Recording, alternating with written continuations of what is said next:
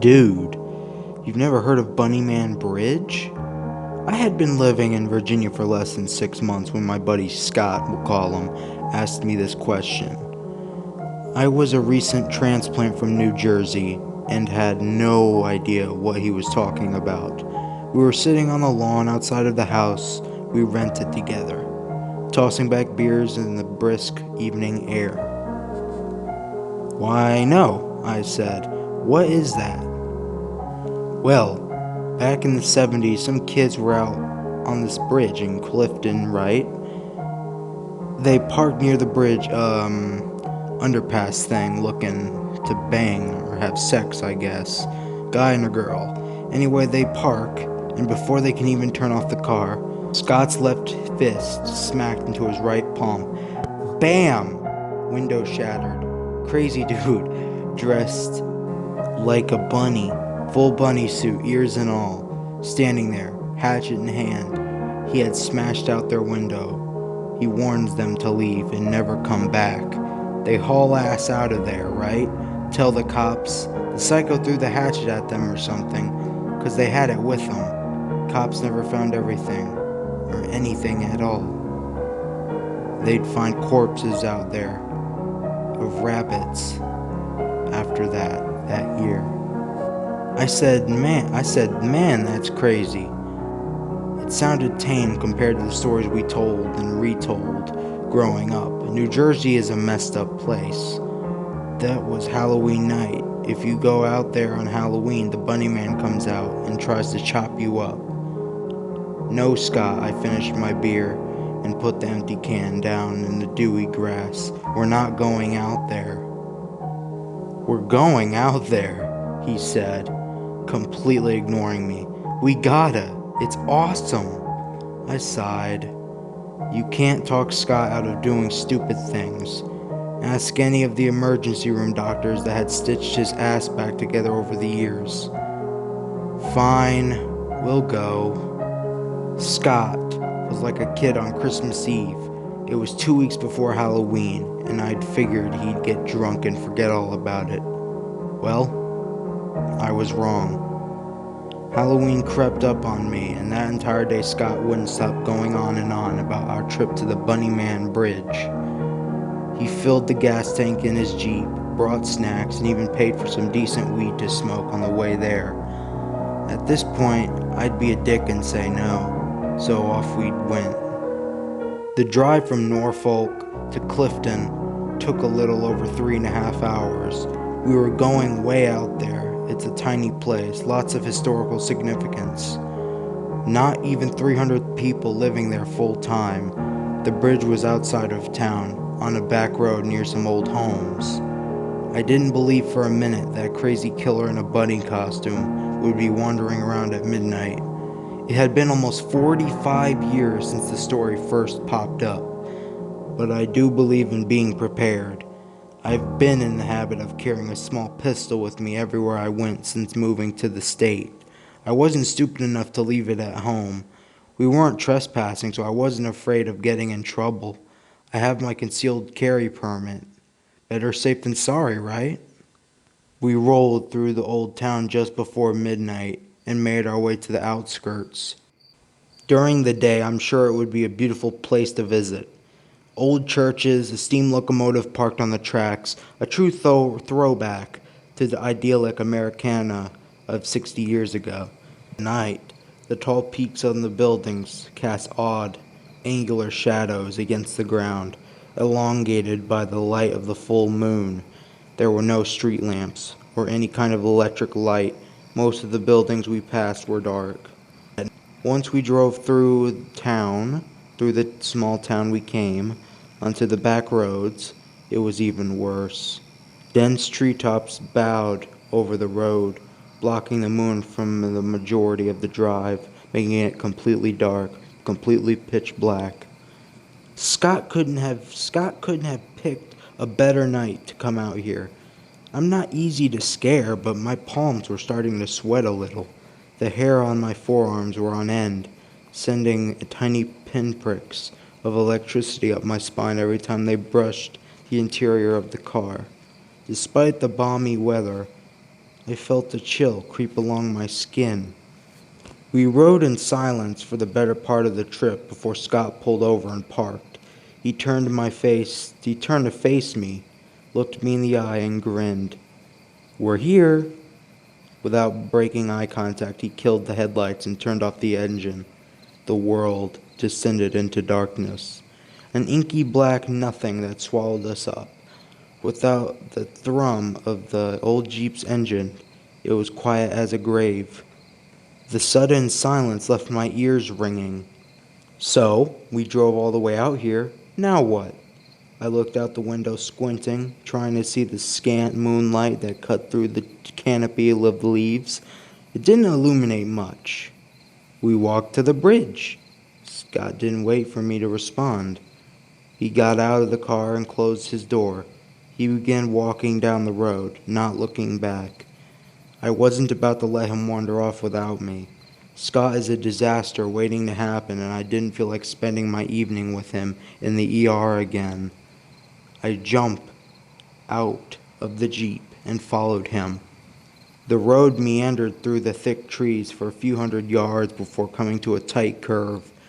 We walked through the still night, side by side, rounding the bend in the road.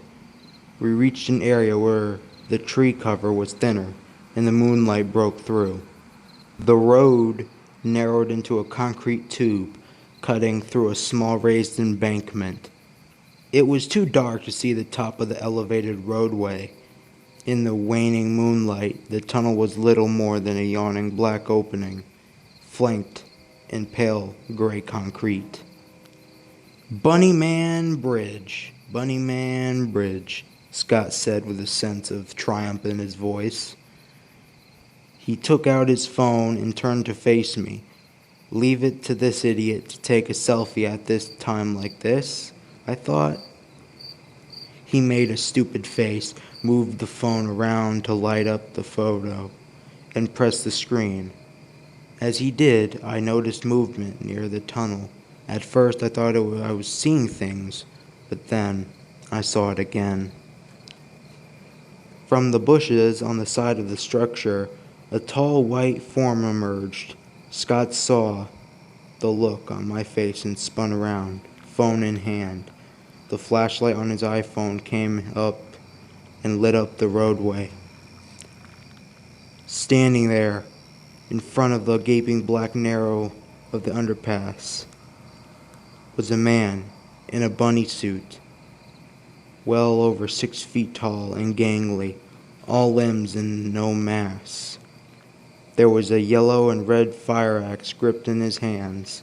The long, slender ears of the bunny suit swayed behind him as he slowly made his way toward us. Dark patches stained the front of the suit. I didn't need to stretch my imagination to figure out what it was. It was blood. Scott stammered and backpedaled into me. Without thinking, I reached behind me and removed my compact pistol from its holster. I pointed it at the approaching form, and I aimed it at center mass. "Back the fuck up!" I tried to sound commanding, but even I could hear the warble in my voice.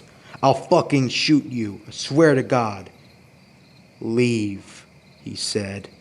The bunny man didn't stop. He continued moving toward us, closing the gap. The axe swayed back and forth in front of him, and as he neared, I could see there was blood on the blade. I told myself to be rational, that this was obviously a guy playing a prank on Halloween.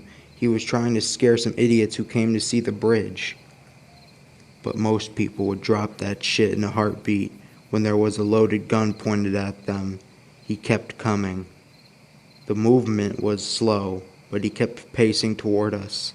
I couldn't see his face in the deep shadows, but I knew he was staring at me in the eye. He pivoted and ran, full bore, toward Scott. I did not hesitate. I exhaled, relaxed my arms, and squeezed the trigger gently. The recoil shook my already strained muscles. The bunny man staggered, slowed, and slumped down into the roadway. He had only moved a few dozen feet from the mouth of the tunnel to where he now sat. The scent of cordite tainted the cool night air. Crimson blood oozed from the front of the suit and joined the darker brown patch already there. The axe slipped from his grip, making a dull clunk on the asphalt. Scott stammered, mouth moving like a dying fish. He turned and ran back towards the jeep. I kept the gun trained on the man and approached with caution. The bullet had struck him in the chest, but not in the heart. Still, I was sure he wasn't going to last long. I moved to the side, kicking the axe away from him. "Scott, call the police," I yelled. He didn't respond. I let go of the gun with my left hand and reached for my phone. My right hand, still holding my pistol, betrayed my frayed nerves. It vibrated at the end of my arm. The bunny man coughed and sputtered, blood splattering his lips. "Please," he choked out. He reached for his midsection. I assumed he was going to press his hand to the wound, but it disappeared into a pouch on the front of the bunny suit. I hadn't noticed it due to the huge, dark smear across the front. His hand came out holding a furry, black object. A rabbit, neck broken and head hanging limply to the side. He reached his arm as far forward as he could, which wasn't far, and tried to fling it to his side, back toward the tunnel opening. It landed 2 feet away with a sickening thud. He looked me in the eye. For the first time, I really took in his features. He was young, my age, younger even, clean cut. I don't know what I was expecting. Crazy eyes, maybe? Homeless drifter with meth mouth? I'm not sure, but it wasn't this. "Please," he coughed out again, motioning toward the rabbit. He opened his mouth to speak, but all that came out was a pained cry, followed by a wheezing, gurgling sound. I had hit him in the lung. I stared at the rabbit, trying to understand the situation. I was in shock, looking back on it. You never know how you're going to react to the fucked up situations that life throws at you until you're there. That was the first time I paid attention to my surroundings since I initially saw him. The moon had shifted, and I could see the opening of the tunnel now, and the large, black fingers splayed on either side of the concrete. The opening was at least 12 feet wide, and somehow these hands were grabbing both sides at once. Hands that had to be a foot long easy. 2 tiny red orbs danced in the darkness, the light reflecting and refracting and giving them an odd, pale glow. That's when I first heard the scratching, slow, like the labored dragging of heavy furniture across the ancient wooden floor, followed by a tickling, tapping sound, a ticking. The bunny man heard it too. His eyes grew wide, his mouth trembling. He attempted to speak again, but all that came out was that wet, rattling cough. He fell over, trying to reach for the rabbit. I'm not sure why I didn't run for the jeep. I sincerely wish I had. Phone and gun forgotten, I grabbed the rabbit carcass. It was still warm. I threw it, with everything I had left in me, into the dark opening. The silence grew palpable, and the tapered shadow fingers retreated into the tunnel. I heard a sickening crunch. The dragging started again, retreating into the depths of the darkness. I looked at the bunny man laying on the ground, laboring to breathe. His face relaxed, and he smiled. His unfocused eyes looked at me, and he looked relieved. Your problem," he said, then laughed. The laugh turned into a gurgling, choking noise, and then he laid still. I walked to Scott's truck and found him curled up on the floor in the back seat, crying. I regained my senses enough to call the police at this point. They came out, took our statements, and my pistol. They held us for a while. The bunny man was a student who had been living in the area. We didn't find out much else. They found 2 more dead bunnies in the pocket of his outfit. They determined I had fired in self-defense and I wasn't charged with any crime. Scott never asked to go to the Bunnyman Bridge again. He moved out a few months later and I haven't spoken to him since. Time went by. My therapist told me that I was imagining the thing in the tunnel, that it was my way of coping with killing a man who intended to harm me and my friend, and I began to believe it. October came again, and Halloween passed without incident. I was curious, though, about why I never heard anyone talk about the real Bunny Man after what happened. You'd think that would add to the legend, but I never saw it mentioned anywhere online or in the news. I was reading a forum post about local Virginia legends when the Bunnyman Bridge came up. Most people regurgitated the same old tales about an escaped convict and supernatural rabbits. But one person posted something that chilled my blood. They found another corpse this year, eaten. Hasn't happened in 5, maybe 6 years. The bunny man must be gone. Cold crept up my spine. The bunny man must be gone? I can hear a sickening crunch of that thing eating the rabbit. Corpses, eaten, your problem. It took me a while to come to terms with what happened. I've spent the better part of this year driving to Clifton and walking through the tunnel during the day. I want to know every inch of that road before October. Nobody is going to die this year. I've already purchased the bunny suit and axe. I'm not sure where to get rabbits from, but I have time. It's only August after all.